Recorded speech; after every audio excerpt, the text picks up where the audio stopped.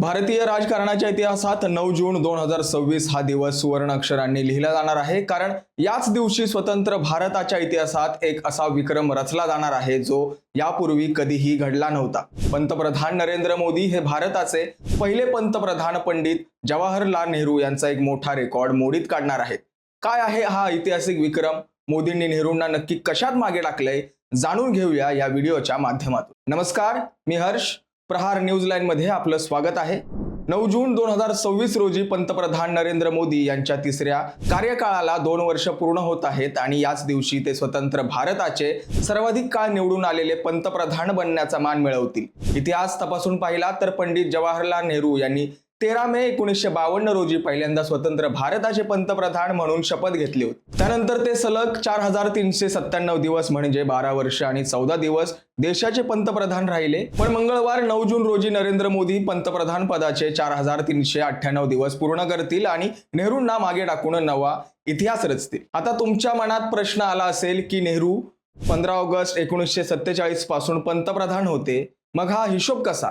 तर समजून घ्या, नेहरूंचा एकूण कार्यकाळ 6130 दिवसांचा आहे, पण 1947 ते 1952 या काळात देशात सार्वत्रिक निवडणुका झाल्या नव्हत्या। ते संविधान समितीच्या शिफारशीनुसार थेट नियुक्त झालेले हंगामी सरकारचे प्रमुख होते। हा निवडून न आलेला कार्यकाळ 1733 दिवसांचा होता। म्हणजेच लोकशाही मार्गाने जनतेचे निवडून दिलेल्या सरकारचा विचार केला तर मोदी आता नेहरूंना मागे टाकून सर्वात पुढे निघून गेले। पंतप्रधान मोदींच्या नावावर हा काही पहिलाच रेकॉर्ड नाही। सर्वाधिक काळ पंतप्रधान पद भूषवणारे ते पहिले बिगर काँग्रेसी पंतप्रधान आहेत। त्यांनी यापूर्वी माजी पंतप्रधान अटल बिहारी वाजपेयी यांचा 2272 दिवसांचा विक्रम कधीच मागे टाकलाय। एवढंच नाही तर सलग 3 निवडणुका जिंकणारे आणि निवडून आलेल्या सरकारचे प्रमुख म्हणून सर्वाधिक काळ टिकणारे ते एकमेव बिगर काँग्रेसी नेते। या ऐतिहासिक कामगिरीची दखल घेत बुधवार 10 जून रोजी एनडीएच्या मुख्यमंत्र्यांच्या बैठकीत पंतप्रधान मोदींचे अभिनंदन करणारा एक विशेष गौरव ठरावही मंजूर केला जाणार आहे।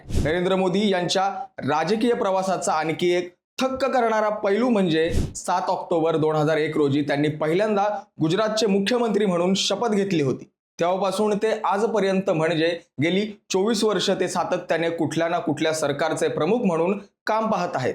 7 ऑक्टोबर 2001 ते 22 मे 2014 पर्यंत गुजरातचे मुख्यमंत्री आणि 26 मे 2014 पासून आजपर्यंत देशाचे पंतप्रधान।